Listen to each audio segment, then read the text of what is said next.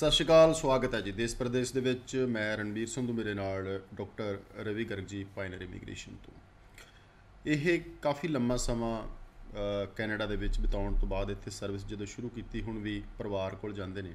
ਉਹਦਾ ਫਾਇਦਾ ਸਾਨੂੰ ਹੋ ਜਾਂਦਾ ਹੈ, ਦੇਸ਼ ਪ੍ਰਦੇਸ਼ ਨੂੰ ਹੋ ਜਾਂਦਾ ਹੈ, ਸਾਡੇ ਦਰਸ਼ਕਾਂ ਨੂੰ ਹੋ ਜਾਂਦਾ ਹੈ ਕਿ ਇੱਕ ਅਪਡੇਟ ਉੱਥੋਂ ਆ ਜਾਂਦੀ ਹੈ। ਕਿਉਂਕਿ ਨੈੱਟ 'ਤੇ ਕੋਈ ਵੀ ਵਿਅਕਤੀ, ਫੇਸਬੁੱਕ, ਯੂਟਿਊਬ 'ਤੇ ਉਹ ਆਪਣੇ ਹੱਕ ਦੀ ਹੀ ਗੱਲ ਕਰਦਾ ਹੈ ਕਿ ਸਾਡੇ ਤੋਂ ਵੀਜ਼ਾ ਲਵਾ ਲਓ, ਸਾਡਾ ਕਾਲਜ ਆਹ ਚੰਗਾ ਹੈ, ਜਾਂ ਕੋਈ ਬੱਚਾ ਕਿਸੇ ਦੀ ਪ੍ਰਮੋਸ਼ਨ ਕਰਦਾ। ਕੁਝ ਨੈਗੇਟਿਵ ਚੀਜ਼ਾਂ ਹੁੰਦੀਆਂ ਜਿਹੜੀਆਂ ਸਾਡੇ ਤੱਕ ਜਦੋਂ ਪਹੁੰਚਦੀਆਂ ਤਾਂ ਉਹ ਸਾਨੂੰ ਕੁਝ ਸਿਖਾ ਕੇ ਜਾਂਦੀਆਂ। ਬੜੇ ਬੱਚੇ ਨੇ ਜਿਹੜੇ ਕਾਮਯਾਬ ਨਹੀਂ ਹੋ ਰਹੇ ਕੈਨੇਡਾ 'ਚ, ਕੋਈ ਦੱਸਦਾ ਨਹੀਂ। ਬੜੇ ਬੱਚੇ ਨੇ ਜਿਹੜੇ ਵਾਪਸ ਆਉਣਗੇ, ਯਾਦ ਰੱਖਣਾ, ਇਹ ਵਰਡਿੰਗ ਮੇਰੀ ਰਿਕਾਰਡ ਕਰ ਲਓ, ਕੱਟ ਕੇ ਰੱਖ ਲਿਓ, ਕਿਉਂਕਿ ਅਸੀਂ ਇੱਕ ਸ਼ਬਦ ਬੋਲਦੇ ਹਾਂ ਕੈਨੇਡਾ ਜਾਣ ਵਾਲੇ, ਭੇਜ ਦਿਓ ਜੀ, ਦੇਖ ਲਾਂਗੇ। ਮੈਂ ਕੱਲ੍ਹ ਵੀ ਇੱਕ ਸ਼ੋਅ 'ਚ ਕਿਹਾ ਸੀ, ਉਹ ਕੀ ਦੇਖਦੇ ਹੋ ਤੁਸੀਂ? ਕਿਹੜੀ ਡਾਕੂਮੈਂਟਰੀ ਹੈ, ਕਿਹੜੀ ਫਿਲਮ ਹੈ, ਕਿਹੜਾ ਜਾਦੂ ਮੰਤਰ ਹੈ, ਕਿਹੜਾ ਆਲਾਦੀਨ ਦਾ ਚਿਰਾਗ ਹੈ ਕਿ ਕੈਨੇਡਾ ਜਾ ਕੇ ਬਸ ਸਭ ਕੁਝ ਠੀਕ ਹੋ ਜਾਂਦਾ। ਪਹੁੰਚਣ ਦਾ ਮਤਲਬ ਇੱਕ ਤੁਹਾਨੂੰ ਐਂਟਰੀ ਮਿਲਦੀ ਹੈ, ਉਸ ਤੋਂ ਅਗਲਾ ਜਿਹੜਾ ਸਫ਼ਰ ਸ਼ੁਰੂ ਹੁੰਦਾ ਬੜਾ ਖਤਰਨਾਕ ਤਰੀਕੇ ਦਾ, ਉਹਨੂੰ ਬੜਾ ਸੰਜੀਦਗੀ ਦੇ ਨਾਲ ਲੈਣਾ।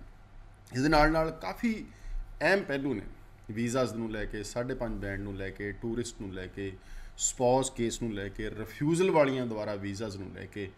ਸੋ ਇਹ ਗੱਲਾਂ ਵੀ ਕਰਾਂਗੇ, ਪਰ ਸ਼ੁਰੂਆਤ ਅਸੀਂ ਕੈਨੇਡਾ ਦੀ ਫੇਰੀ ਦੇ ਵਿੱਚੋਂ ਕੁਛ ਜਿਹੜੀਆਂ ਝਲਕਾਂ, ਅੰਸ਼ ਨੇ, ਚਿਤਰਾਤਮਕ ਗੱਲਾਂ ਬਾਤਾਂ ਰਾਹੀਂ ਪੇਸ਼ ਕਰਾਂਗੇ। ਕੋਈ ਵੀਡੀਓ ਨਹੀਂ ਸੀ ਦਿਖਾ ਰਹੇ। ਸੋ ਡਾਕਟਰ ਸਾਹਿਬ, ਸਵਾਗਤ ਸਭ ਤੋਂ ਪਹਿਲਾਂ।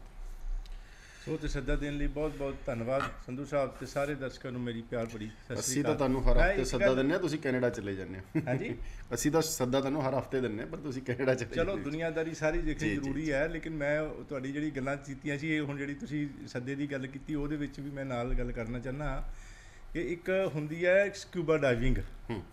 ਉਹ ਪਾਣੀ ਦੇ ਵਿੱਚ ਜਿਹੜਾ ਉਹ ਆਪਣਾ ਆਕਸੀਜਨ ਸਿਲੰਡਰ ਲੈ ਕੇ ਡੁਬਕੀ ਲਾਣੀ ਹੁੰਦੀ ਆ, 15, 20, 25 ਮੀਟਰ ਤੱਕ ਥੱਲੇ ਜਾਂਦੇ ਆ।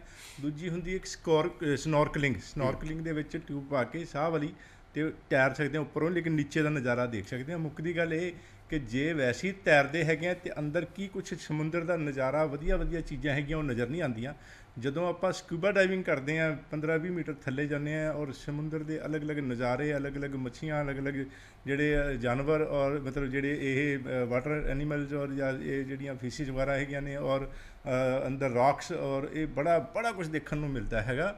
ਸੋ ਮੁੱਕਦੀ ਗੱਲ, ਮੈਨੂੰ 2006 ਤੋਂ ਮੈਂ ਕੈਨੇਡਾ ਸੈਟਲਡ ਹੈਗਾ, ਉੱਥੇ ਵੀ ਘਰ ਹੈਗਾ, ਇੱਥੇ ਵੀ ਹੈਗਾ, ਅਤੇ ਬੱਚੇ ਮੇਰੇ ਦੋਨੋਂ ਡਾਕਟਰੀ ਦੇ ਵਿੱਚ ਸਿਲੈਕਟ ਹੋ ਗਏ ਸੀ 2 ਸਾਲ ਪਹਿਲਾਂ, ਔਰ ਡਾਕਟਰੀ ਕਰਦੇ ਪਏ ਨੇ। ਜਿਹੜੀ ਤੁਸੀਂ ਗੱਲ ਕੀਤੀ ਨਾ, ਡਾਕਟਰ ਬਣਾਇਆ, ਸੌਰੀ, ਇਮੀਗ੍ਰੇਸ਼ਨ ਕੀ ਗੱਲ? ਇਮੀਗ੍ਰੇਸ਼ਨ 'ਚ ਨਹੀਂ ਪਾਉਣੇ ਬੱਚੇ? ਨਹੀਂ, ਇਮੀਗ੍ਰੇਸ਼ਨ ਵਿੱਚ ਨਹੀਂ, ਇਸ ਕਰਕੇ ਕਿਉਂਕਿ ਉਹੀ ਗੱਲ ਹੈ ਕਿ ਰੱਬ ਨੇ ਕਿਰਪਾ ਕੀਤੀ, ਅਸੀਂ ਤਾਂ ਬਚੇ ਹੋਏ ਹਾਂ। 2003 ਤੋਂ ਕੰਪਨੀ ਖੋਲ੍ਹੀ, ਲੇਕਿਨ ਪੰਜਾਬ ਦੇ ਵਿੱਚ ਖਾਸ ਤੌਰ 'ਤੇ ਏਜੰਟੀ ਨਾਂ, ਔਰ ਇਹ ਬੜਾ ਫੀਲਡ, ਬਦਨਾਮ ਫੀਲਡ ਹੈਗਾ, ਜਿਸ ਦੇ ਵਿੱਚ ਜਿੱਦਾਂ ਕਿੱਚੜ ਦੇ ਵਿੱਚ ਕਮਲ ਦੀ ਤਰ੍ਹਾਂ ਰਹਿ ਕੇ, ਵਾਹਿਗੁਰੂ ਦਾ ਨਾਂ ਲੈ ਕੇ ਟਾਈਮ ਪਾਸ ਕਰਕੇ ਵਧੀਆ ਟਾਈਮ ਪਾਸ ਕਰ ਲਿਆ ਅਸੀਂ। ਲੇਕਿਨ ਔਖਾ ਹੈਗਾ, ਜਿਹਨੂੰ ਕੀ ਕਹਿੰਦੇ ਆ ਕਿ ਗਧਾ ਘੋੜੇ ਵਾਲਾ ਕੰਮ ਹੈਗਾ, ਔਰ ਇੱਥੇ ਗਧਾ ਘੋੜਾ ਇੱਕ ਬਰਾਬਰ, ਔਰ ਸਾਰਾ ਕੁਝ ਇੱਕੋ ਜਿਹਾ ਸਮਝ ਕੇ ਸਾਰਾ ਇਹ ਕੋਈ ਬਹੁਤਾ ਜ਼ਿਆਦਾ ਲੋਕਾਂ ਨੇ ਬੜਾ ਮਾਣ ਇੱਜ਼ਤ ਦਿੱਤਾ, ਔਰ ਬਹੁਤ ਵਧੀਆ ਸਾਡੀ ਲਾਈਫ ਵਧੀਆ ਨਿਕਲ ਗਈ।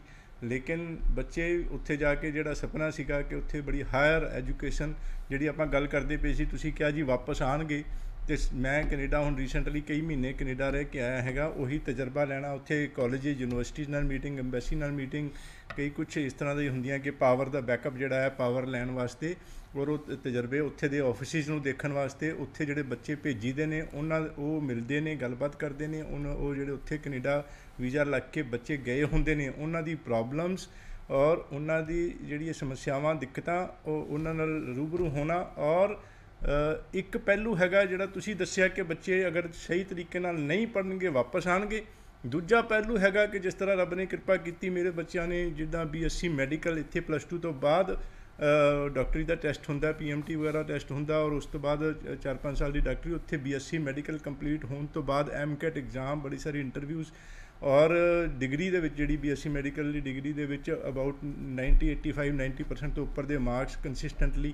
ਸੋ ਉਹ ਬੱਚਿਆਂ ਨੇ ਉਹ ਮਿਹਨਤ ਕੀਤੀ, ਟੈਸਟ ਪਾਸ ਕੀਤੇ, ਚਲੋ ਰੱਬ ਦੀ ਕਿਰਪਾ ਹੋਈ। ਲੇਕਿਨ ਬੜੀਆਂ ਸਾਰੀਆਂ ਸਕਸੈਸ ਸਟੋਰੀਜ਼ ਨੇ ਕਿ ਇੰਡੀਅਨ ਬੱਚੇ ਇੱਥੋਂ ਵੀ 90 92 95% ਨੰਬਰ 97% ਤੱਕ ਦੇ ਨੰਬਰ 7 8 ਬੈਂਡ।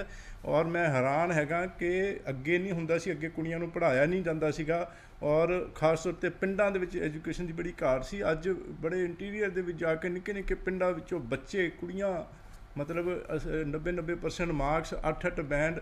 ਔਰ ਇਹ ਬੱਚੇ ਇੰਨੀ ਕਰੀਮ ਬ੍ਰੇਨ ਔਰ ਉੱਥੇ ਜਾ ਕੇ ਵੀ ਇੰਨੇ ਕਾਮਯਾਬ ਕਿ ਸਾਰੇ ਰਿਕਾਰਡ ਭੰਨਣ ਵਾਲਾ ਕੰਮ। ਇੱਕ ਸਕਸੈਸ ਸਟੋਰੀ ਮੈਂ ਸ਼ੇਅਰ ਕਰਨਾ ਚਾਹੁੰਦਾ ਹੈਗਾ।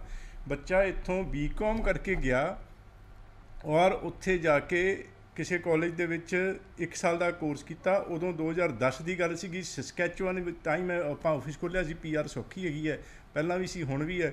ਉਸਨੇ 1 ਸਾਲ ਦਾ ਵਰਕ ਪਰਮਿਟ ਸਸਕੈਚੁਅਨ ਚਲਾ ਗਿਆ। ਉੱਥੇ ਜਾ ਕੇ ਸੌਖੀ ਉਦੋਂ ਜ਼ਿਆਦਾ ਸੀ, ਸੌਖੀ PR ਲੈ ਲਈ ਔਰ ਉਸ ਤੋਂ ਬਾਅਦ 2-3 ਸਾਲ ਅੱਛੀ ਕੰਪਨੀਆਂ ਦੇ ਵਿੱਚ ਟੌਪ ਲੈਵਲ ਦੀ ਜੌਬਸ ਕੀਤੀ, 70 80 90 ਹਜ਼ਾਰ ਡਾਲਰ ਸਾਲ ਦੇ। ਅਤੇ ਉਸ ਤੋਂ ਬਾਅਦ ਉਹ ਕਹਿੰਦਾ ਜੀ ਮੇਰੀ ਤਸੱਲੀ ਨਹੀਂ ਹੈ ਕਿ what is the best in Canada ਕਰਕੇ ਕਿਸੇ ਨੇ ਦੱਸਿਆ ਕਿ ਜੀ ਡਾਕਟਰੀ ਮੈਡੀਸਨ ਇਜ਼ ਦ ਬੈਸਟ। ਕਹਿੰਦੇ ਜੀ ਉਹਨੇ ਫਿਰ ਐਕਸਪਲੋਰੇਸ਼ਨ ਸ਼ੁਰੂ ਕੀਤੀ, ਕਿਵੇਂ ਹੋਏਗੀ? ਕਹਿੰਦੇ ਜੀ BSc ਕਰਨੀ ਪੈਣੀ ਤੁਹਾਨੂੰ, ਗ੍ਰੈਜੂਏਸ਼ਨ ਇੱਥੇ ਦੁਬਾਰਾ BSc ਮੈਡੀਕਲ। ਵੈਸੇ ਤਾਂ ਕੋਈ ਵੀ ਡਿਗਰੀ ਤੋਂ ਬਾਅਦ ਕਰ ਸਕਦੇ ਹਾਂ ਟੈਸਟ, ਲੇਕਿਨ ਜ਼ਿਆਦਾ ਬੈਟਰ ਚਾਂਸਿਸ ਵਾਸਤੇ BSc ਔਰ BSc ਵਾਸਤੇ +2 ਨਾਨ ਮੈਡੀਕਲ। ਅਗਰ ਮੈਨੂੰ +2 ਮੈਡੀਕਲ ਸੌਰੀ, ਅਤੇ ਮੈਨੂੰ ਕੋਈ ਪੁੱਛੇ ਵੀ ਇਹ ਚੀਜ਼ ਹੋ ਸਕਦੀ ਹੈ, ਮੈਂ ਤਾਂ ਇਹੀ ਕਹੂੰਗਾ ਵੀ ਨੈਕਸਟ ਟੂ ਇੰਪੋਸੀਬਲ। ਲੇਕਿਨ ਉਸ ਬੱਚੇ ਨੇ ਡੀਨ ਨੂੰ ਮਿਲ ਕੇ +2 ਕਾਮਰਸ ਕੀਤੀ ਸੀ, ਲੇਕਿਨ ਉਹ +2 ਦੇ ਜਿਹੜੇ ਇਕੁਇਲੈਂਟ ਮੈਡੀਕਲ ਵਾਲੇ ਕੋਰਸਿਸ ਐਗਜ਼ੈਂਪਸ਼ਨਸ ਬੜੀਆਂ ਸਾਰੀਆਂ ਕਰਾਈਆਂ। BSc 4 ਸਾਲ ਵਾਲੀ ਡਿਗਰੀ 2.5 ਸਾਲ 'ਚ ਮੁਕਾਈ, ਫਿਰ MCAT ਟੈਸਟ ਪਾਸ ਕੀਤਾ ਕਰਕੇ ਮੁੱਕਦੀ ਗੱਲ। ਮੇਰੀ ਬੇਟੀ ਦੇ ਨਾਲ 2nd ਈਅਰ ਜਿਹੜਾ ਉਹ ਕਰਦਾ ਪਿਆ ਹੈਗਾ, ਕੰਪਲੀਟ ਹੋਣ ਵਾਲਾ ਹੈਗਾ ਡਾਕਟਰੀ ਦੇ ਵਿੱਚ। ਔਰ ਕਮਾਲ ਦੀ ਉਹਨੇ ਅਚੀਵਮੈਂਟ। ਸੋ ਇੱਕ ਸਕਸੈਸ ਸਟੋਰੀ ਦੱਸ ਰਿਹਾ। ਇਹ ਆਪਣੇ ਬੱਚੇ ਇੰਡੀਆ ਦੇ ਜਿਹੜੇ ਬਹੁਤ ਬ੍ਰੇਨ ਹਾਈ ਲੈਵਲ ਦਾ ਹੈਗਾ, USA ਕੈਨੇਡਾ ਬੜੇ ਸਾਰੇ ਕੰਟਰੀ ਦੇ ਬਹੁਤ ਟੌਪ ਲੈਵਲ ਦੇ ਮੈਨੇਜਰਸ ਹੈਗੇ ਨੇ। ਸੋ ਆਈ ਰੀਅਲੀ ਐਪਰੀਸ਼ੀਏਟ। ਔਰ ਬੱਚਿਆਂ ਨੂੰ ਮੇਰੇ ਵੱਲੋਂ ਵਧਾਈਆਂ, ਉਹ ਜਿਹੜੇ ਕਿ ਤਰੱਕੀਆਂ ਕਰਦੇ ਨੇ, ਬੜਾ ਅੱਛਾ ਕੰਮ ਕਰਦੇ ਨੇ। ਔਰ ਨਾਲ ਇਹ ਜਿਹੜੀ ਐਡਵਾਈਸ ਕਿ ਗਲਤ ਰਸਤੇ 'ਤੇ ਨਹੀਂ ਜਾਣਾ ਔਰ ਪੜ੍ਹਾਈਆਂ ਕਰਨੀਆਂ ਨੇ। ਗਲਤ ਰਸਤੇ 'ਤੇ ਜੇ ਜਾਵਾਂਗੇ, ਨਸ਼ੇ ਕਰਾਂਗੇ, ਪੜ੍ਹਾਈ ਨਹੀਂ ਕਰਨੀ, ਭੇਜ ਦਿਓ ਚੱਲ ਜੂਗਾ, ਜਿਵੇਂ ਮਰਜ਼ੀ ਕਰ ਲਾਂਗੇ, ਇਹ ਸਾਰੇ ਜਿੱਦਾਂ ਚੰਦੂ ਸਾਹਿਬ ਤੁਸੀਂ ਦੱਸਿਆ, ਅਗਰ ਗਲਤ ਸੋਚ ਹੋਏਗੀ ਤਾਂ ਫਿਰ ਤਾਂ ਡਿੱਗਾਂਗੇ, ਫਿਰ ਪਰੇਸ਼ਾਨੀਆਂ ਆਉਣਗੀਆਂ ਜੀ। ਡਾਕਟਰ ਸਾਹਿਬ ਮੈਨੂੰ ਥੋੜ੍ਹਾ ਜਿਹਾ ਦੱਸਿਓ, ਉਸ ਤੋਂ ਬਾਅਦ ਆਪਾਂ ਕੁਝ ਸਵਾਲ ਨੇ ਗਏ। ਤੁਸੀਂ ਸਸਕੈਚੁਅਨ ਰਹੇ, ਹੁਣ ਵੀ ਰਹਿੰਦੇ ਹੋ, ਪੱਕੇ ਉੱਤੇ ਹੋਏ, ਬੜਾ ਦੇਖਿਆ, ਐਕਸਪਲੋਰ ਕੀਤਾ। ਪਰਵਿੰਸ ਦਾ ਕਿੰਨਾ ਰੋਲ ਹੈ ਕਿਸੇ ਬੱਚੇ ਨੂੰ ਕਾਮਯਾਬ ਕਰਨ ਵਿੱਚ? ਚਲੋ ਕਾਮਯਾਬ ਤਾਂ ਵਰਡ ਮੈਂ ਨਾ ਯੂਜ਼ ਕਰਾਂ ਕਿ ਚਲੋ ਤਾਂ ਬੱਚੇ ਨੇ ਪੜ੍ਹਨਾ ਹੈ, ਆਪਣੀ ਮਿਹਨਤ ਕਰਨੀ ਹੈ, ਪਰ ਫਿਰ ਵੀ ਕੁਝ ਖਾਸ ਜਿਹੜੀਆਂ ਪ੍ਰੋਵਿੰਸਸ ਨੇ। ਦੇਖੋ ਜਦੋਂ ਕੋਈ ਪ੍ਰੋਵਿੰਸਿਸ ਦੀ ਇਹ ਹੈਗੀ ਹੈ ਕਿ ਅਲੱਗ-ਅਲੱਗ ਪ੍ਰੋਵਿੰਸਿਸ ਦੇ ਅਲੱਗ-ਅਲੱਗ ਪ੍ਰੋਗਰਾਮਸ ਨੇ। ਆਪਾਂ ਕੈਨੇਡਾ ਅੰਬੈਸੀ ਦੀ ਵੈਬਸਾਈਟ 'ਤੇ ਜਾਂ ਸਸਕੈਚੁਅਨ ਅਲੱਗ-ਅਲੱਗ ਪ੍ਰੋਵਿੰਸਿਸ ਦੇ ਵੈਬਸਾਈਟਸ 'ਤੇ ਜਾ ਕੇ ਦੇਖ ਸਕਦੇ ਹੈਗੇ ਆ। ਸਸਕੈਚੁਅਨ ਜਿਹੜਾ SINP Saskatchewan immigration nominee program ਹੈਗਾ, ਔਰ ਐਟਲਾਂਟਿਕ ਇਮੀਗ੍ਰੇਸ਼ਨ ਨੋਮਨੀ ਪ੍ਰੋਗਰਾਮ ਹੈਗਾ, ਅਲਬਰਟਾ ਇਮੀਗ੍ਰੇਸ਼ਨ ਨੋਮਨੀ MPNP ਜਿਹੜਾ ਮੈਨੀਟੋਬਾ ਪ੍ਰੋਵਿੰਸ਼ੀਅਲ ਨੋਮਨੀ ਪ੍ਰੋਗਰਾਮ ਹੈਗਾ। ਇਹ ਅਲੱਗ-ਅਲੱਗ ਜਿਹੜੇ ਪ੍ਰੋਵਿੰਸਿਸ ਦੇ ਅਲੱਗ-ਅਲੱਗ ਪ੍ਰੋਗਰਾਮਸ ਲਾਂਚ ਕਰਦੀ ਨੇ ਪ੍ਰੋਵਿੰਸਿਸ। ਉਸ ਦੇ ਵਿੱਚ ਇੰਟਰਨੈਸ਼ਨਲ ਸਟੂਡੈਂਟਸ ਵਾਸਤੇ ਖਾਸ ਤੌਰ 'ਤੇ ਇਹਨਾਂ ਨੇ ਬੜੀ ਅੱਛੇ ਪ੍ਰੋਗਰਾਮਸ ਲਾਂਚ ਕਰਦੇ ਨੇ ਕਿ ਅਗਰ ਕੋਈ ਸਟੂਡੈਂਟਸ ਇੰਟਰਨੈਸ਼ਨਲੀ ਬਾਹਰੋਂ ਆ ਕੇ ਸਾਡੇ ਪ੍ਰੋਵਿੰਸ 'ਚ ਪੜ੍ਹੂਗਾ ਤਾਂ ਉਸ ਨੂੰ ਹੋਰ ਵੀ ਖਾਸ ਤੌਰ 'ਤੇ ਬੈਨੀਫਿਟ ਦਿੱਤਾ ਜਾਏਗਾ, ਜਾਂ ਚਲੋ ਕਿਤੇ ਵੀ ਪੜ੍ਹ ਕੇ ਸਾਡੇ ਕੋਲ ਆ ਕੇ ਕੰਮ ਕਰੇਗਾ, ਐਕਸਪੀਰੀਅੰਸ ਕਰੇਗਾ, ਉਸ ਨੂੰ ਵੀ ਕੁਛ ਨਾ ਕੁਛ ਬੈਨੀਫਿਟ ਦਿੱਤਾ ਜਾਏਗਾ। ਔਰ PR ਸੌਖੀ, ਜਿਸ ਤਰ੍ਹਾਂ ਸਸਕੈਚੁਅਨ ਦੀ ਗੱਲ ਕਰੀਏ, ਸਸਕੈਚੁਅਨ ਦੇ 3 ਖਾਸ ਫਾਇਦੇ। ਨੰਬਰ 1, ਉੱਥੇ ਪੜ੍ਹਨ ਵਾਲੇ ਬੱਚਿਆਂ ਵਾਸਤੇ PR ਈਜ਼ੀ, ਸੀਟਾਂ ਰਿਜ਼ਰਵ। ਦੂਸਰਾ, ਸਸਕੈਚੁਅਨ ਦੇ ਵਿੱਚ ਕੰਮ ਕੀਤਾ ਹੋਇਆ ਡਿਊਰਿੰਗ ਸਟੱਡੀਜ਼, ਉਹ ਵੀ PR ਦੇ ਐਕਸਪੀਰੀਅੰਸ ਵਿੱਚ ਕਾਊਂਟ ਹੁੰਦਾ ਹੈਗਾ। ਤੀਸਰਾ, ਫੀਸ ਦਾ ਜਿਹੜਾ ਕੁਝ ਹਿੱਸਾ ਸਸਕੈਚੁਅਨ ਗੌਰਮੈਂਟ ਵਾਪਿਸ ਕਰਦੀ ਹੈਗੀ ਹੈ ਅੰਡਰ ਗ੍ਰੈਜੂਏਟ ਰਿਟੈਂਸ਼ਨ ਪ੍ਰੋਗਰਾਮ, ਪੜ੍ਹਾਈ ਖਤਮ ਹੋਣ ਤੋਂ ਬਾਅਦ। ਸੋ ਇਹ ਗ੍ਰੈਜੂਏਸ਼ਨ ਜਿਹੜੀ ਹੈ 4 ਸਾਲ ਦੀ ਗ੍ਰੈਜੂਏਸ਼ਨ ਤੋਂ ਬਾਅਦ $15,000 ਵਾਪਸ ਕੀਤੇ ਜਾਂਦੇ ਨੇ। ਸੋ ਇਸ ਤਰੀਕੇ ਨਾਲ ਅਲੱਗ-ਅਲੱਗ ਪ੍ਰੋਵਿੰਸਿਸ ਦੇ ਅਲੱਗ-ਅਲੱਗ ਰੂਲਸ, ਲੇਕਿਨ ਜ਼ਿਆਦਾਤਰ ਬੈਨੀਫਿਟਸ। ਔਰ ਧਿਆਨ ਦੇਣਾ ਚਾਹੀਦਾ, ਬਹੁਤ ਸਾਰੇ ਬੱਚੇ ਜ਼ਰੂਰ ਹੁੰਦਾ ਹੈ ਕਿ ਖਾਸ ਤੌਰ 'ਤੇ ਕੁੜੀਆਂ ਨੂੰ ਲੈ ਕੇ ਚਿੰਤਿਤ ਹੁੰਦੇ ਨੇ। +2 ਕੀਤਾ, 18 ਸਾਲ ਦੀ ਬੇਟੀ ਹੈਗੀ ਹੈ ਅਤੇ ਸੇਫਟੀ ਨੂੰ ਲੈ ਕੇ, ਲੇਕਿਨ ਕੈਨੇਡਾ ਦੇ ਵਿੱਚ ਬਿਲਕੁਲ ਸੇਫ ਐਨਵਾਇਰਨਮੈਂਟ, ਨਾ ਪੈਸੇ ਚੱਲਣੇ, ਨਾ ਸਿਫਾਰਿਸ਼ ਚੱਲਣੀ। ਪੁਲਿਸ ਦਾ ਜਿਹੜਾ ਕੰਮ ਹੈਗਾ ਉਹ ਬਿਲਕੁਲ ਜੈਨੂਅਨ ਸੇਫਟੀ ਕੇਅਰ, ਔਰ ਸ਼ਿਫਟਾਂ ਕੰਮ ਦੀਆਂ ਚੱਲਦੀਆਂ। ਬੜੇ ਸਾਰੇ ਲੋਕ ਰਾਤ ਨੂੰ ਸਫ਼ਰ ਕਰਦੇ ਆਉਂਦੇ ਜਾਂਦੇ ਰਹਿੰਦੇ ਨੇ, ਸੜਕਾਂ 'ਤੇ ਆਉਣਾ ਜਾਣਾ ਚੱਲਦਾ ਹੈ, ਅਤੇ ਬੱਚੇ ਸੇਫ, ਕੋਈ ਪ੍ਰੋਬਲਮ ਨਹੀਂ। ਔਰ ਇਸ ਚੀਜ਼ ਦੇ ਕਰਕੇ ਇਹ ਸਫ਼ਰ ਕਰਨ ਦੀ ਲੋੜ ਨਹੀਂ ਕਿ ਜੀ ਬੱਚਿਆਂ ਨੂੰ ਇੱਕ ਥਾਂ 'ਤੇ ਭੇਜਣਾ, ਉੱਥੇ ਕੋਈ ਰਿਸ਼ਤੇਦਾਰ ਜਾਣ ਪਛਾਣ ਵਾਲੇ ਹੈਗੇ ਤਾਂ ਉੱਥੇ ਹੀ ਭੇਜੀਏ। ਜਿੱਥੇ ਬੈਨੀਫਿਟ ਹੁੰਦਾ, ਮੇਰੀ ਸਲਾਹ ਇਹ, ਜਿੱਥੇ ਬੈਨੀਫਿਟ ਹੁੰਦਾ ਉੱਥੇ ਭੇਜਣਾ ਚਾਹੀਦਾ। Saskatchewan is one place, Atlantic provinces ਨੇ ਚਾਰ ਜਿਹੜੀਆਂ ਨੇ, ਨੋਵਾ ਸਕੋਸ਼ੀਆ, ਨਿਊ ਬਰੰਜਵਿਕ ਔਰ Prince Edward Island, Newfoundland and Labrador, ਇਹ ਜਿਹੜੀ ਪ੍ਰੋਵਿੰਸਿਸ ਨੇ ਇੱਥੇ ਹੈਗਾ। ਅਲਬਰਟਾ ਦੇ ਵਿੱਚ ਵੀ ਕੁਝ ਬੈਨੀਫਿਟ, ਮੈਨੀਟੋਬਾ ਪੜ੍ਹਨ ਦਾ ਬਹੁਤ ਜ਼ਿਆਦਾ ਬੈਨੀਫਿਟ ਹੈਗੇ, PR ਸੌਖੀ ਹੈਗੀ ਹੈ। ਸੋ ਡਿਪੈਂਡ ਇਹ ਵੀ ਕਰਦਾ ਹੈ ਕਿ ਕਿਹੜੀ ਐਜੂਕੇਸ਼ਨ ਕੀਤੀ ਸੀ ਤੁਸੀਂ, ਰੈਲੇਵੈਂਟ ਪ੍ਰੋਗਰਾਮ ਅਵੇਲੇਬਲ ਹੈਗਾ ਕਿ ਨਹੀਂ ਹੈਗਾ, ਉਹਦੀ ਐਲੀਜੀਬਿਲਿਟੀ ਕੀ ਹੈਗੀ, ਤੁਹਾਡੇ ਬੈਂਡਸ ਕੀ ਹੈਗੇ। ਸੋ ਸਾਡੇ ਆਫਿਸਿਸ ਦੇ ਵਿੱਚ ਮਿਲ ਕੇ ਸਾਰੀਆਂ ਗੱਲਾਂ ਬਾਤਾਂ ਦਾ ਬੈਨੀਫਿਟ ਲੈ। ਅੱਛਾ, ਇੱਕ ਦੱਸਿਓ ਮਾੜਾ ਜਿਹਾ, ਕਰੋਨਾ ਤੋਂ ਬਾਅਦ ਓਪਨ ਹੋ ਗਿਆ ਸਿਸਟਮ ਟੂਰਿਜ਼ਮ ਨੂੰ ਲੈ ਕੇ, ਜਾਂ ਜਿਹੜਾ ਥੋੜ੍ਹਾ ਜਿਹਾ ਰੋਕ ਲੱਗੀ ਸੀ, ਵੀਜ਼ਿਆਂ ਦੇ ਉੱਪਰ ਸਖਤੀ ਸੀਗੀ? ਬਿਲਕੁਲ। ਸਕਸੈਸ ਰੇਟ ਔਰ ਟੂਰਿਜ਼ਮ ਖਾਸ ਤੌਰ 'ਤੇ ਸਪਾਊਸ ਜਿਹਦੇ ਵਿੱਚ ਸਟੱਡੀ ਵੀਜ਼ਾ ਆ ਜਾਂਦਾ, ਹਰ ਪ੍ਰਕਾਰ ਦੇ ਲੋਕ, ਬਿਲਕੁਲ ਕਿੰਨਾ ਕੁ ਰਿਸਪੌਂਸ ਅੰਬੈਸੀ ਵੱਲੋਂ ਆ ਰਿਹਾ ਇਸ ਵਕਤ? ਬਿਲਕੁਲ, ਦੇਖੋ ਅੰਬੈਸੀ ਇਸ ਵਕਤ ਪੂਰੀ ਤਰ੍ਹਾਂ ਹੁਣ ਕਾਰਗਰ ਹੈਗੀ ਹੈ, ਬਿਲਕੁਲ ਕੋਈ ਪ੍ਰੋਬਲਮ ਨਹੀਂ। ਸਪਾਊਸ ਓਪਨ ਵਰਕ ਪਰਮਿਟ ਦੇ ਜਿਹੜੇ ਸਪਾਊਸ ਕੇਸਿਸ ਸੀਗੇ ਉਹ ਵੀ ਬੜੇ ਹਾਈ ਸਕਸੈਸ ਰੇਟ, ਪਹਿਲਾਂ 2-2 ਸਾਲ 1.5 ਸਾਲ ਵੀ ਲੱਗਿਆ, ਇਸ ਵਕਤ 4-5 ਮਹੀਨੇ ਦਾ ਪ੍ਰੋਸੈਸਿੰਗ ਟਾਈਮ। ਵਿਜ਼ਟਰ ਵੀਜ਼ਾ ਬਹੁਤ ਵਧੀਆ ਔਰ ਸੁਪਰ ਵੀਜ਼ਾ ਬਹੁਤ ਵਧੀਆ, high success rate. Study visa ਦਾ ਮੈਂ ਪਹਿਲਾਂ ਦੱਸਿਆ, ਸਕਸੈਸ ਰੇਟ ਬਹੁਤ ਹਾਈ ਔਰ ਕੋਈ ਪ੍ਰੋਬਲਮ ਨਹੀਂ। ਔਰ ਈਵਨ ਵਿਜ਼ਟਰ ਵੀਜ਼ਾ ਨੂੰ ਕੋਈ ਪ੍ਰੋਬਲਮ ਨਹੀਂ, ਵਿਜ਼ਟਰ ਵੀਜ਼ਾ ਲੱਗ ਰਹੇ ਨੇ। ਜਿਹੜੀ ਕੈਨੇਡਾ ਅੰਬੈਸੀ ਨੇ ਨਵਾਂ ਪੋਰਟਲ ਵੀ ਲਾਂਚ ਕੀਤਾ ਹੈਗਾ ਔਰ ਟੂਰਿਜ਼ਮ ਨੂੰ ਲੈ ਕੇ ਵੀ ਸਰਕਾਰ ਪੋਜ਼ੀਟਿਵ ਹੈਗੀ ਹੈ, ਕੋਈ ਪ੍ਰੋਬਲਮ ਨਹੀਂ। ਜਿਹੜੇ ਪਿਛਲੇ ਰੁਕਾਵਟਾਂ ਸੀ ਸਾਰੀਆਂ, ਉਹ ਇਸ ਵਕਤ ਸਾਰੀਆਂ ਦੂਰ ਹੋ ਚੁੱਕੀਆਂ ਨੇ ਔਰ ਅਪਲਾਈ ਕਰ ਸਕਦੇ ਹਾਂ। ਸਰ, ਜਿਹੜੀਆਂ ਰਿਫਿਊਜ਼ਲ ਆਈਆਂ ਕਿਸੇ ਕਾਰਨ, ਕਿਸੇ ਦਾ ਕੇਸ ਗਲਤ ਅਪਲਾਈ ਹੋ ਗਿਆ, SOP ਠੀਕ ਨਹੀਂ ਲਿਖੀ, ਕਾਲਜ ਕੋਰਸ ਹੈ ਜਾਂ ਇੱਕ ਮੋਡਿਊਲ 'ਚ 5.5 ਵਾਲੇ ਨੇ, ਸੋ ਅੱਗੇ ਰਿਫਿਊਜ਼ਲ ਦੇ ਕੁਝ ਸੋਲੂਸ਼ਨਸ ਦੇਖ ਰਹੇ ਹੋ ਤੁਸੀਂ, ਜਾਂ ਕਿਹਨਾਂ ਨੂੰ ਟਿੱਕੇ ਘਰੇ ਬਹਿ ਜਾਣਾ ਚਾਹੀਦਾ, ਕਿਹਨਾਂ ਨੂੰ ਟਰਾਈ ਕਰ ਲੈਣੀ ਚਾਹੀਦੀ? ਦੇਖੋ ਡੈਫੀਨੇਟਲੀ ਜਿੱਦਾਂ 5.5 ਵਾਲਿਆਂ ਦੀ ਸੀਗੀਆਂ, ਇਹ ਮੈਂ ਖਾਸ ਤੌਰ 'ਤੇ ਲਾਈਵ ਸੈਸ਼ਨ ਕਰਦਾ ਹੁੰਦਾ ਔਰ ਆਪਣੀ TV ਇੰਟਰਵਿਊ 'ਤੇ ਗੱਲਬਾਤ ਬਹੁਤ ਸਾਰੇ ਟਾਈਮ ਤੋਂ ਚੱਲਦੀ ਰਹੀ। ਜੁਲਾਈ 21 ਦੇ ਵਿੱਚ ਸੀਗਾ ਲਾਸਟ ਵੀਜ਼ਾ 5.5 ਦੇ ਨਾਲ, ਉਸ ਤੋਂ ਬਾਅਦ ਮੈਂ ਦੇਖਿਆ ਨਹੀਂ। ਔਰ 5.5 ਦੇ ਨਾਲ ਵੀਜ਼ਾ ਨਹੀਂ ਲੱਗਣਾ, ਨਹੀਂ ਲਗਾਉਣਾ ਚਾਹੀਦਾ। ਅਗਰ 5.5 ਦੇ ਨਾਲ ਕਿਸੇ ਦੀ ਰਿਫਿਊਜ਼ਲ ਹੈ, ਉਸ ਨੂੰ ਪਹਿਲਾਂ ਆਈਲੈਟਸ ਇੰਪਰੂਵ ਕਰਨਗੇ, ਫਿਰ ਆਪਾਂ ਲਾਵਾਂਗੇ। ਇਸੇ ਤਰੀਕੇ ਨਾਲ ਅਗਰ ਕੋਈ ਗਲਤੀ ਕੀਤੀ ਹੋਈ ਹੈ, ਗ੍ਰੈਜੂਏਟ ਜਿਹੜੇ ਪਰਸਨ ਨੇ ਉਹ ਪੋਸਟ ਸੈਕੰਡਰੀ ਪ੍ਰੋਗਰਾਮ ਵਿੱਚ ਗਏ ਨੇ, ਉਹ ਲੈਵਲ ਠੀਕ ਨਹੀਂ, ਪੋਸਟ ਗ੍ਰੈਜੂਏਟ ਪ੍ਰੋਗਰਾਮ ਵਿੱਚ ਦੇਵਾਂਗੇ। ਅਤੇ ਦੁਬਾਰਾ ਜੇ ਵੀਜ਼ਾ ਰਿਫਿਊਜ਼ ਹੋਇਆ, ਉਸ ਤੋਂ ਡਰਨ ਦੀ ਜ਼ਰੂਰਤ ਨਹੀਂ, ਲੇਕਿਨ ਕੰਡੀਸ਼ਨਸ ਪੂਰੀਆਂ ਕਰਨੀਆਂ।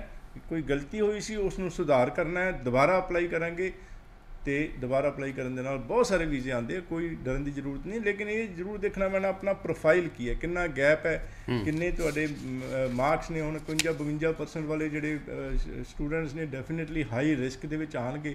ਕੋਈ ਚੰਗਾ ਲੀਨੀਅੰਟ ਵੀਜ਼ਾ ਅਫੀਸਰ ਦੇ ਦੇਗਾ, ਸਟ੍ਰਿਕਟ ਵੀਜ਼ਾ ਅਫੀਸਰ ਰਿਫਿਊਜ਼ ਹੋਏਗਾ। ਤੁਸੀਂ ਆਪਣੇ ਮਾਰਕਸ DMC ਖਾਸ ਤੌਰ 'ਤੇ +2 ਵਾਲੇ ਨੂੰ ਬੜਾ ਮੇਰਾ ਸਮਝਾਉਣਾ ਸੌਖਾ ਰਹੇਗਾ। +2 ਵਾਲੇ ਜਿਹੜੇ ਆਪਣੇ DMC ਸਾਹਮਣੇ ਰੱਖਣ, ਉਸ ਦੇ ਵਿੱਚ ਥਿਊਰੀ ਦੇ ਵਿੱਚ ਮੰਨ ਲਓ ਕਿ ਨੋਨ ਮੈਡੀਕਲ ਕੀਤਾ ਹੈ, ਫਿਜ਼ਿਕਸ, ਕੈਮਿਸਟਰੀ, ਮੈਥਮੈਟਿਕਸ ਕੀਤਾ ਹੈ, 70 ਦੇ ਵਿੱਚੋਂ ਕਿੰਨੇ ਮਾਰਕਸ ਨੇ? 70 ਵਿੱਚੋਂ 35 ਅਗਰ ਥਿਊਰੀ ਵਿੱਚ ਹੈਗੇ ਨੇ ਅਤੇ ਉਹ ਨਿਕਲ ਜਾਣਗੇ, 50% ਚਾਹੀਦੇ ਨੇ, ਉਹ ਤਾਂ ਠੀਕ ਹੈ।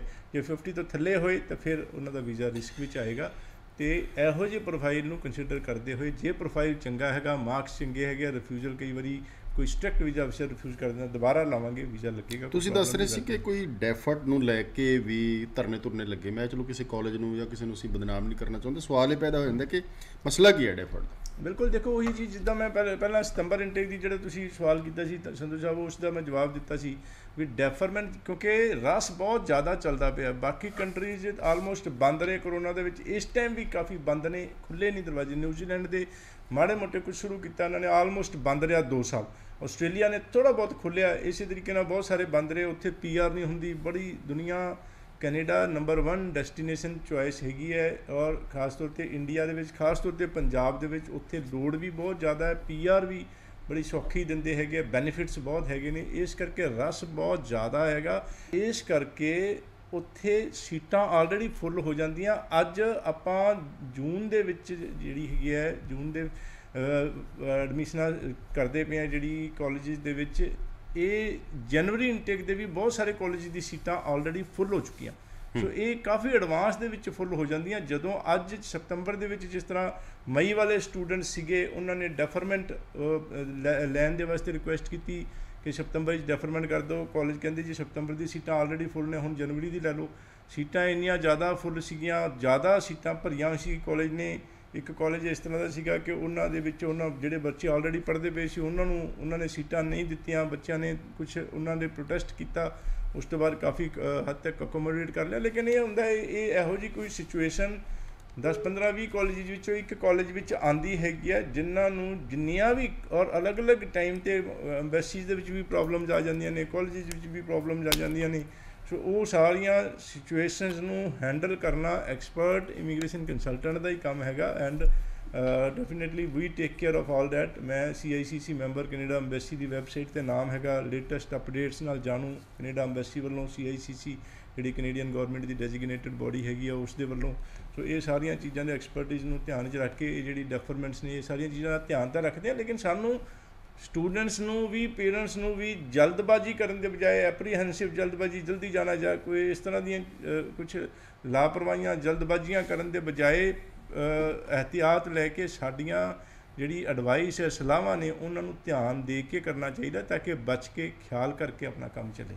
1 ਮਿੰਟ ਦਾ ਸਮਾਂ ਬਚਿਆ ਜੀ, ਸਿਰਫ ਮੈਂ ਇਹ ਪੁੱਛਣਾ ਚਾਹੁੰਦਾ ਕਿ ਜਿਹੜੇ ਬੱਚੇ ਸਪੌਸ ਕੇਸ ਲਾ ਰਹੇ ਨੇ ਉਹਦੇ ਵਿੱਚ ਬਹੁਤ ਗਲਤੀਆਂ ਪੰਜਾਬ 'ਚ ਹੁੰਦੀਆਂ ਔਰ ਖਮਿਆਜ਼ਾ ਸਟੂਡੈਂਟ ਭੁਗਤਦਾ ਰਹਿੰਦਾ, ਰਿਫਿਊਜ਼ਲ ਪਰਿਵਾਰ ਟੁੱਟ ਜਾਂਦੇ ਨੇ, ਇਹਦੇ ਬਾਰੇ ਕੋਈ ਥੋੜਾ ਜਿਹਾ ਬਸ 1 ਮਿੰਟ ਦਾ ਸਮਾਂ ਹੈਗਾ, ਕੁਝ ਟਿਪਸ ਦੋਗੇ ਕਿ ਕੀ ਦੇਖੋ ਸਭ ਤੋਂ ਪਹਿਲੇ ਦੇਖੋ ਇੱਕ ਚੀਜ਼ ਸਾਨੂੰ ਜਿਹੜੀ ਮੈਂ ਦੇਖੀ ਹੈ ਵੱਡੀ ਪ੍ਰੋਬਲਮ ਕੀ ਹੈ ਕਿ ਸਪਾਊਸ ਦੇ ਕੇਸਿਸ ਹੋਣ ਜਾਂ ਵਿਜ਼ਟਰ ਵੀਜ਼ਾ ਦੇ, ਸੁਪਰ ਵੀਜ਼ਾ ਦੇ, ਜਿੰਨੇ ਵੀ ਕੇਸਿਸ ਟੈਂਪਰੇਰੀ ਰੈਜ਼ੀਡੈਂਸ ਦੇ ਨੇ, ਇਹ ਆ ਜਾਂਦੇ ਸਾਡੇ ਕੋਲ ਕਾਗਜ਼ ਲੈ ਕੇ ਜੀ ਇਹ ਬੈਂਕ ਦੇ ਵਿੱਚ 2 ਲੱਖ ਪਏ ਨੇ, ਹੁਣੇ ਕੱਲ੍ਹ ਪਾਏ ਸੀਗੇ, ਆਹ ਕਾਗਜ਼ ਪਏ ਨੇ, ਤੁਸੀਂ ਅਪਲਾਈ ਕਰ ਦਿਓ। ਨਹੀਂ, ਫੰਡਸ ਜਿਹੜੇ ਨੇ 6 ਮਹੀਨੇ ਪੁਰਾਣੇ, ਇਸ ਖਾਸ ਤੁਸੀਂ ਸਪਾਊਸ ਦੀ ਗੱਲ ਕੀਤੀ, ਖਾਸ ਤੌਰ 'ਤੇ spouse visitor visa, super visa, ਇਹ ਪੁਰਾਣੇ ਫੰਡਸ ਚਾਹੀਦੇ ਹੁੰਦੇ ਨੇ ਬੈਂਕ ਦੇ ਵਿੱਚ 6 ਮਹੀਨੇ ਪੁਰਾਣੇ ਕੰਸਿਸਟੈਂਟ ਪੁਰਾਣੇ ਪਏ ਹੋਏ ਨੇ, ਔਰ ਤਨਖਾਹ ਵਗੈਰਾ ਆਉਂਦੀ ਆ ਉਹਨੂੰ ਉਹਦੇ ਵਿੱਚ ਅਕਾਊਂਟ ਦੇ ਵਿੱਚ ਹੀ ਰੱਖੋ, ਥੋੜ੍ਹੇ ਜਿਹੇ ਖਰਚੇ ਵਾਸਤੇ ਕੱਢੋ, ਔਰ ਡਾਕੂਮੈਂਟੇਸ਼ਨ ਜਿਹੜੀ ਆ ਪ੍ਰੋਪਰ ਚਾਹੀਦੀ ਆ। ਉਹੀ ਹੈ ਕਿ ਐਜੂਕੇਟਿਡ ਕੰਸਲਟੈਂਟ ਹੋਵੇ, ਧਿਆਨ ਨਾਲ ਕੇਸ ਲਾਇਆ ਹੋਵੇ, ਇਹ ਸਾਰੀਆਂ ਕੰਡੀਸ਼ਨਾਂ ਪੂਰੀਆਂ ਹੋਣ, ਔਰ ਤੁਸੀਂ ਜਿਹੜੇ ਕਲਾਇੰਟ ਹੈਗੇ ਨੇ, ਜਿਹੜੇ ਸਪਾਊਸ ਵੀਜ਼ਾ ਹੈ ਜਾਂ ਸਟੱਡੀ ਵੀਜ਼ਾ ਜਾਂ ਕੋਈ ਵੀ ਆ, ਉਹ ਆਪਣਾ ਇੱਕ ਐਕਸਪਰਟ ਕੰਸਲਟੈਂਟ ਚੁਣ ਕੇ ਉਸ ਦੀ ਸਲਾਹ ਨਾਲ ਵੀ ਚੱਲਣ। ਬਹੁਤ ਸਾਰੇ ਇਹੋ ਜਿਹੇ ਵੀ ਨੇ ਜੀ, ਮੈਂ ਫਲਾਣੇ ਨੇ ਇੱਦਾਂ ਕਹਿਤਾ, ਫਲਾਣੇ ਨੇ ਇੱਦਾਂ ਇੰਟਰਨੈਟ 'ਤੇ ਆਹ ਲਿਖਿਆ, ਆਪਣੇ ਹਿਸਾਬ ਨਾਲ ਚੱਲਦੇ ਨੇ। ਨਹੀਂ, ਕੰਸਲਟੈਂਟ ਦੀ ਐਕਸਪਰਟੀਜ਼ ਹੁੰਦੀ ਹੈ, ਸਿਆਣਪ ਹੁੰਦੀ ਹੈ, ਉਸ ਦੇ ਹਿਸਾਬ ਨਾਲ ਰੂਲ ਰੈਗੂਲੇਸ਼ਨ ਨੂੰ ਪੂਰਾ ਕਰਦੇ, ਸ਼ਰਤਾਂ ਨੂੰ ਪੂਰਾ ਕਰਕੇ ਹੀ ਉਸ ਦੀ ਸਲਾਹ ਨੂੰ ਮੰਨ ਕੇ। ਅਸੀਂ ਕਈ ਵਾਰ ਕਹਿ ਦਿੰਦੇ ਜੀ ਪੁਰਾਣੇ ਫੰਡ ਚਾਹੀਦੇ, ਕਹਿੰਦੇ ਤੁਸੀਂ ਲਾ ਦਿਓ, ਦੇਖੀ ਜਾਊਗੀ ਫਟਾਫਟ, ਬਾਅਦ ਜੇ ਨਾ ਲੱਗੇ ਫਿਰ ਉਹ ਕਹਿੰਦੇ ਜੀ ਫਿਰ ਨੈਚੁਰਲ ਅਪਸੈਟ ਹੁੰਦੇ ਨੇ, ਟੈਨਸ਼ਨ। ਗਲਤੀਆਂ ਤਾਂ ਬਿਲਕੁਲ ਹੁੰਦੀਆਂ ਜੀ, ਗਲਤੀਆਂ ਦਾ ਕਾਰਨ ਵੀ ਇਹ ਹੈ ਕਿ ਅਸੀਂ, ਪੰਜਾਬੀ ਦੀ ਕਹਾਵਤ ਹੈ ਕਿ ਬੂਹੇ ਆਈ ਜੰਨ, ਕੁੜੀ ਦੇ ਬਿਨੋਂ ਕੰਨ। ਅਸੀਂ ਜਦੋਂ ਅਪਲਾਈ ਕਰਨਾ ਉਸ ਦਿਨ ਹੀ ਆਪਣੀਆਂ ਅਲਮਾਰੀਆਂ ਝਾੜ ਦੇਂਗੇ ਕਿਹੜੇ ਕਿਹੜੇ ਕਾਗਜ਼ ਹੈਗੇ ਆ।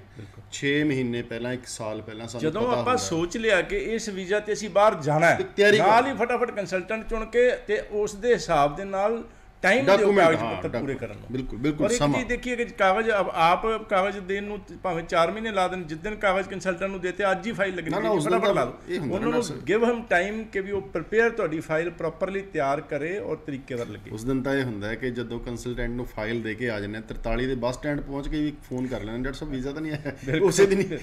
ਬਿਲਕੁਲ ਸਰ, ਸ਼ੁਕਰੀਆ ਜੀ। ਮਾਫੀ ਚਾਹਾਂਗੇ ਜੇ ਕਿਸੇ ਨੂੰ ਸਾਡੀਆਂ ਗੱਲਾਂ ਬੁਰੀਆਂ ਲੱਗੀਆਂ, ਪਰ ਥੋੜ੍ਹਾ ਜਿਹਾ ਪੰਜਾਬੀ ਨੂੰ ਸਿੰਸੀਅਰ ਹੋਣਾ ਪਏਗਾ, ਕਿਉਂਕਿ ਵਿਦੇਸ਼ ਜਾਣਾ ਇੱਕ ਬਹੁਤ ਵੱਡਾ ਟਰਨਿੰਗ ਪੁਆਇੰਟ ਹੈ ਲਾਈਫ ਦਾ। ਤੁਸੀਂ ਸਾਰਾ ਕੁਛ ਹੀ ਚੇਂਜ ਕਰਦੇ ਹੋ ਆਪਣਾ। ਕੋਈ ਅਜਿਹੀ ਮਾੜੀ ਆਦਤ, ਇਨਲੀਗਲ ਕੁਛ ਨਾਲ ਚਲੇ ਗਿਆ ਤਾਂ ਉਹ ਲਾਈਫ ਤੁਹਾਡੀ ਔਰ ਆਉਣ ਵਾਲੇ ਪਰਿਵਾਰ ਦੀ ਖਰਾਬ ਕਰ ਸਕਦਾ। ਇਸ ਕਰਕੇ ਚੰਗੇ ਕੰਸਲਟੈਂਟ ਦੀ ਚੋਣ ਕਰੋ, ਟ੍ਰੇਨਡ, ਲਾਇਸੈਂਸਡ, ਮਨਜ਼ੂਰ ਸ਼ੁਦਾ ਲੋਕਾਂ ਦੀ ਸਲਾਹ ਲੈ ਕੇ ਹੀ ਆਪਣਾ ਸਟੈਪ ਲਓ। ਸ਼ੁਕਰੀਆ। Hello everyone, my name is Anamika. I completed my 12th in 2021 and scored 7 band in IELTS. Recently, I got my visa for Canada for Humber College. I am very thankful to Ravi sir and all Pioneer Immigration team. I recommend to visit and apply your visa from Pioneer Immigration as they provide very good service. My name is Hamdeep Kaur and I am from Firozpur. Actually, I applied my study visa from Pioneer Immigration and I got my visa in 3 months. And here's my stamped passport and I got it in 15 days. The staff members are very polite and they are very cooperative. Thank you to Mr. Ravi Garg and for the best service. I must say that all of you that visit here and get the beautiful result from here. Thank you so much.